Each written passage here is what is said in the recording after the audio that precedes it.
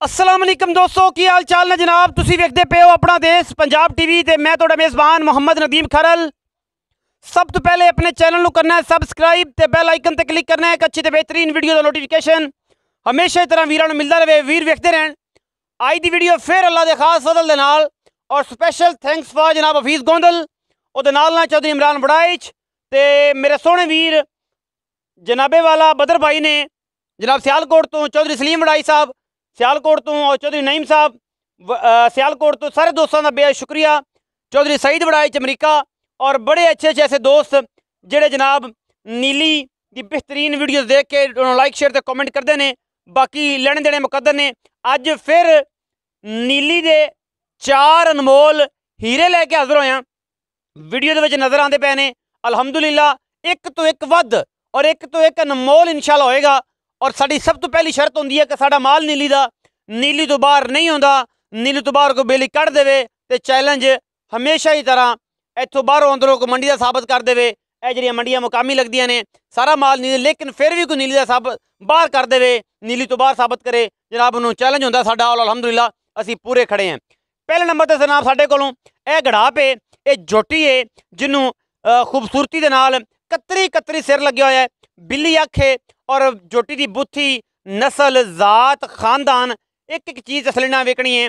जोटी अल्लाह के खास फजल नाल पूरा खून है नीली का और अल्लाह के फजल नाल जोटी की नस्ल जात तुहाडे सामने कोई कौली कोई धुनी किसी पासों निशान तक नहीं। झोटी नूं अल्लाह के खास फजल नाल पूरी बार की झोटी ते अनमोल तोहफा है अल्लाह के फजल नाल। ये झोटी कैमरे की निगाह दे विच पूरी तसली नाल दिखाई जानी है।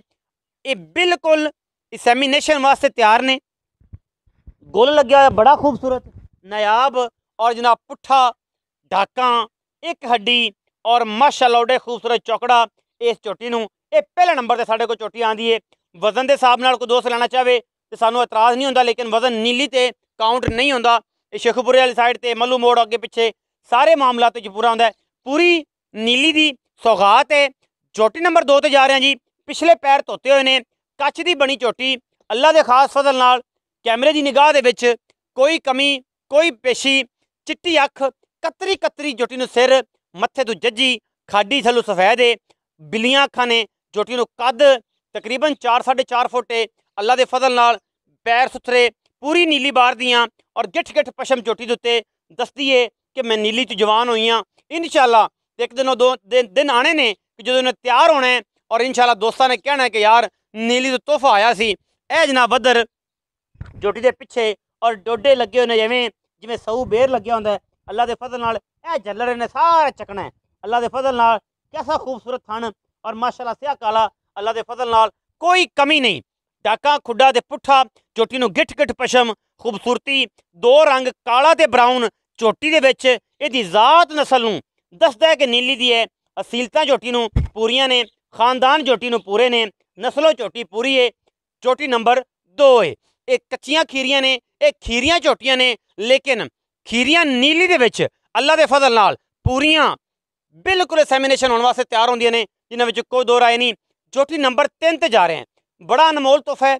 झोटी गब्बन है लेकिन फंडल करके देनी है बिल्ली अख और कतरी कतरी झोटी नूं सिर ए तुहाडे सामने इस झोटी का खानदान और नस्ल अल्लाह के खास फजल नाल पूरियां पूरियां मुहब्बतां।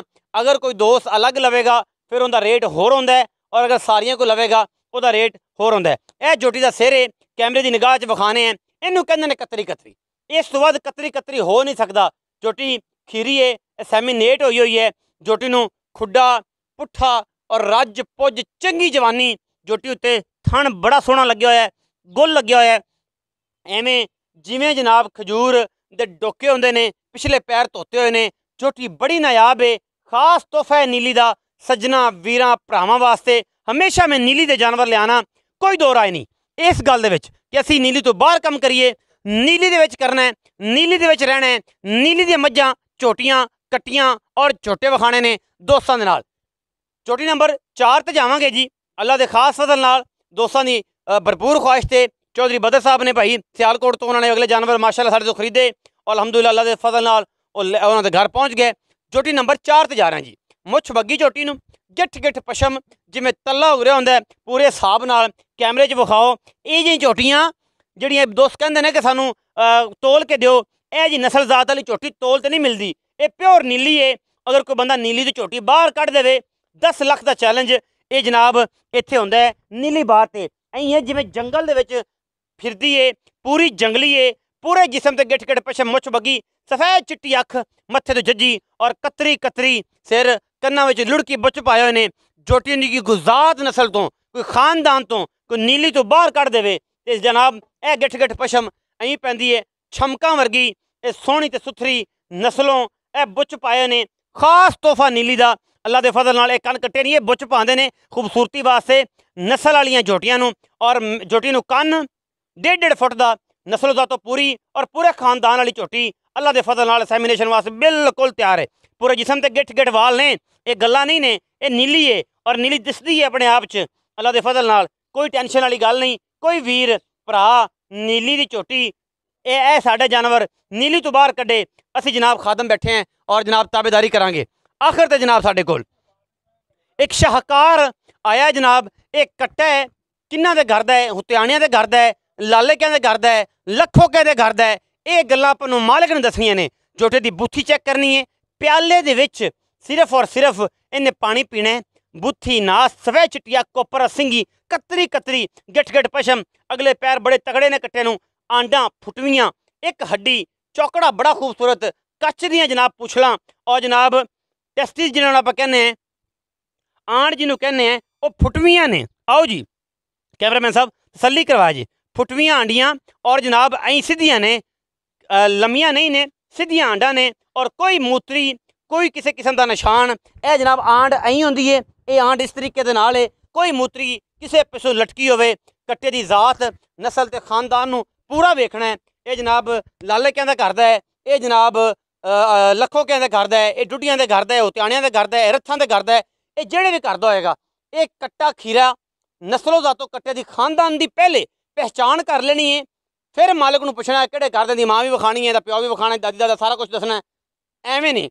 ਬਰੀਡਰਾਂ ਤੇ ਮੇਰਾ ਹਮੇਸ਼ਾ ਤੋਂ ਜ਼ੋਰ ਰਿਹਾ ਹੈ ਕਿ ਬਰੀਡਰ ਜਿਹੜੇ ਨਸਲ ਬਣਾਉਂਦੇ ਨੇ, ਅਗਰ ਬਰੀਡਰ ਭੈੜੇ ਪਾਓਗੇ, ਬਰੀਡਰ ਗੰਦੇ ਪਾਓਗੇ ਤੇ ਨਸਲ ਗੰਦੀ ਜੰਮੇਗੀ। ਇਹਦੇ ਵਿੱਚ ਕੋਈ ਦੋ ਰਾਏ ਨਹੀਂ। ਲੇਕਿਨ ਉਹਦੇ ਨਾਲ ਮਾਂ ਦਾ ਰਿਕਾਰਡ ਔਰ ਮੱਝਾਂ ਦਾ ਰਿਕਾਰਡ ਹੋਣਾ ਬੇਹੱਦ ਜ਼ਰੂਰੀ ਹੈ। ਆਓ ਜੀ ਰੱਖਾ ਜੀ, ਕੱਟੇ ਨੂੰ ਜਾਣ ਦਿਓ ਜਿੱਧਰ ਜਾਂਦਾ ਹੈ।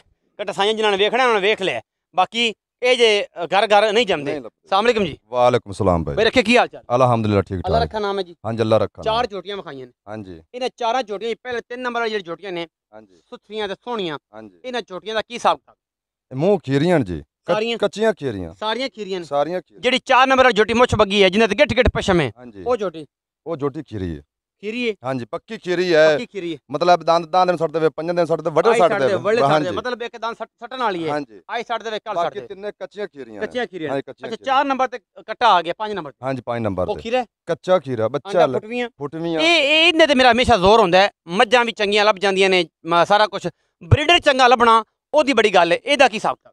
ये डुडियां दे घर दा है। ਡੁੱਡੀਆਂ ਦਾ कोई बिरावे दा प्यो चेक करा सा, मां चेक करा सा, एडा कट्टा दुन्नी कुड़ साफ, आंडा फुटवियां पिछाटवियां, ਪਿਛਾਟ ਵੀ सलियां कर सफेद चिट्टिया कतरी कतरी सिर कवा को नहीं कट्टे नु। ਸਹੀ।